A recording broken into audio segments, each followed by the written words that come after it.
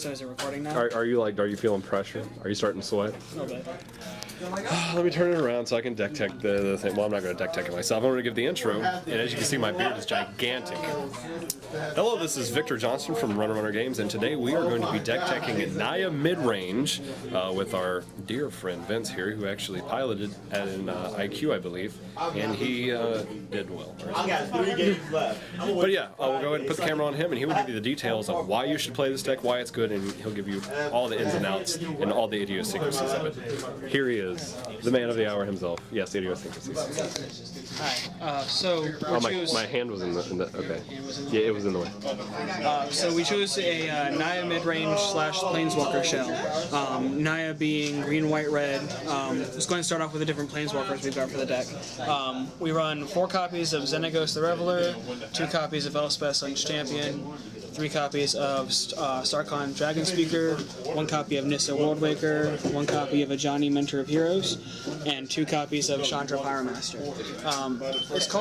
The deck's called Planeswalker deck because of what the deck does with the Planeswalkers. The Planeswalkers are the control and aggro aspects of the deck. Xenagos gets you mana, Elspeth creates creatures, Chandra cycles through your deck with her 0 ability, and she also gets small creatures out of your way. Nissa and Ajani are both more of your mid-range game. When you drop them, they're often game-altering cards. And Sarkhan, well, Sarkhan's just a 5-drop heater card for 4.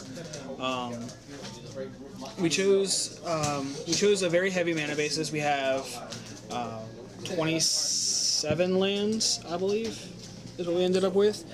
We chose a full set of 8 fetch lands, all in Naya colors, to fetch our 12 total basic lands.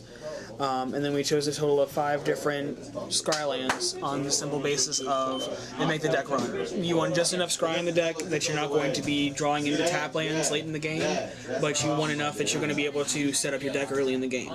Some of the interesting choices that we've made so far is we chose to put 2 Rabble Masters, 2 Goblin Rabble Masters, and 3 Wingmate Rocks on the deck. Both of these cards help trigger the, well, I like the card in the deck, Perforos, God of the Forge. Of course, with all the creature generation and all of the tokens in the deck, Perforos triggers quite often, and then his secondary ability of plussing, increasing the attack power of your team is very beneficial. A few of the other choices we've made is 2 erases on the main board and 2 banishing lights on the main board. These are to deal with your control decks, your mid-range decks, as well as your aggro decks, as we're seeing more and more of the enchantment-based decks come around. Do you want to go into the sideboard? Yeah. Because the sideboard tech is also where this deck can shine. Really. Yes. The sideboard is also Oh.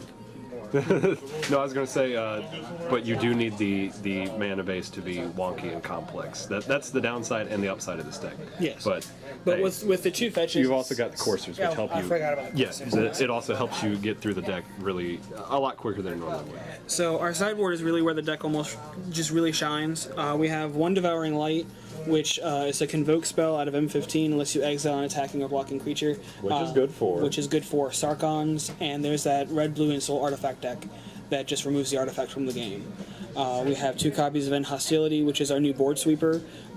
This card is multi-purpose in the fact that it removes the Bestow creatures for Reanimator, as well as the Insult artifact deck.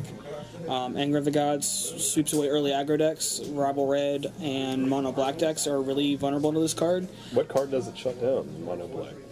It shuts down that nasty Bloodsoak Champion. That's what it Which is. is kind of big. Yeah, it's kind of an annoying. I mean, yeah, you can remove him once, but it'll keep coming back. A new card that we put in the sideboard is Deflecting Palm. This card it gets around hexproof, as well as it redirects those massive amounts of points of damage that you just might need to close the game. Tormod's Crypt we put in for, of course, the Reanimator, which we're seeing more of the Sultai and the Abzan Reanimator, so that exiles people's graveyards. Glare of Heresy for the Mirror matchup. It also removes Banishing Lights, Elspeths, Ajani's, as well as Anafenza. Wingmate Rock as well.